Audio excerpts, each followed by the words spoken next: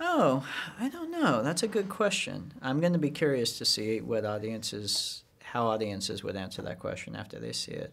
I don't think so. Not necessarily, because that story was that story, and the thing that we're telling that's kind of unknown is from the end of Return of the Jedi up to The Force Awakens. Because we saw everything that happened with Luke up till Return of the Jedi. The big question is, how did Luke get from the end of Return of the Jedi, partying with the Ewoks, everything's great, to exiled on an island, old and grumpy?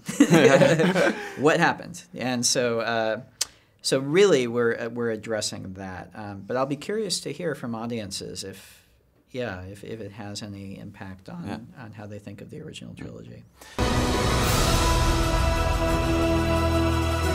Well, again, that's something that, during the course of the film you'll discover. But I think to me, when I think about the last image of Luke in The Force Awakens and that last close-up, and there's so much you can read into that, but it's so ambiguous.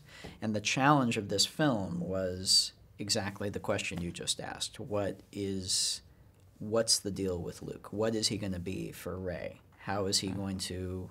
She's obviously expecting a teacher, and we're expecting her to find a teacher, like Yoda. That's how it's set up. That's what it looks like. Is that what she's going to find? That was kind of the very first question I had to address and the answer to it lies in what's going on inside Luke's head. Oh, it would be weird if we didn't mention Han Solo. And he's not literally his ghost, but his ghost is in this movie definitely, and all the characters, especially because we start this movie right after The Force Awakens ends. All the characters are still dealing with his passing, and so. In Star Wars, nobody ever really stops and mourns. It's not like we have, if you think about Princess Leia in the first movie, her planet blows up, and she stops for 1 second, and okay, now we have to put the Death Star. So Star Wars is always a little like that, but everybody is still dealing with the emotional repercussions of Han's death in this movie. Okay.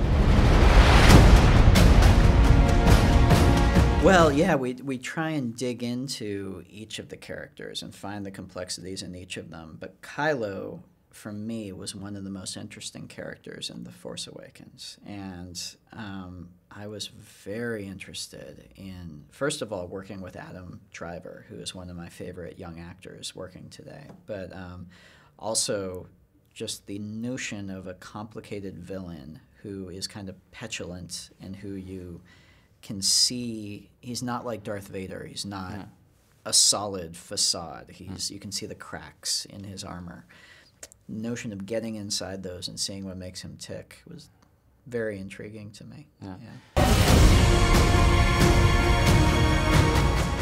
The most fun character to write, I had a lot of fun writing Hux in this movie.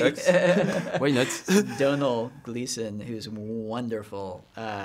You'll see when you see the film, but I had a lot of fun writing Hux. But then, like I said, Kylo and Rey and Finn, all of them. Also, Kelly Marie Tran, who plays Rose, who's a new character. She brings this kind of fresh spirit into the movie, and writing her, especially once I got to know Kelly and started infusing some of Kelly's personality into the character of Rose, that was a real joy.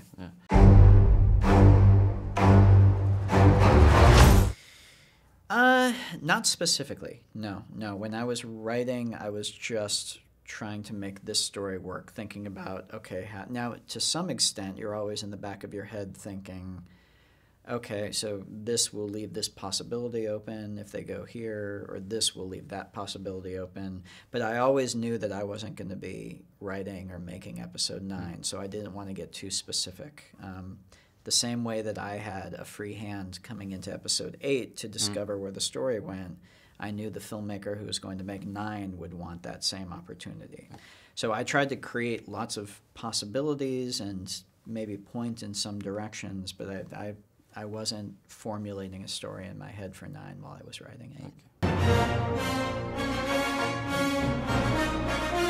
No, the idea is it's new. Okay. So it's separate from the Skywalker saga. Skywalker. Yeah, it's separate from the Skywalker saga.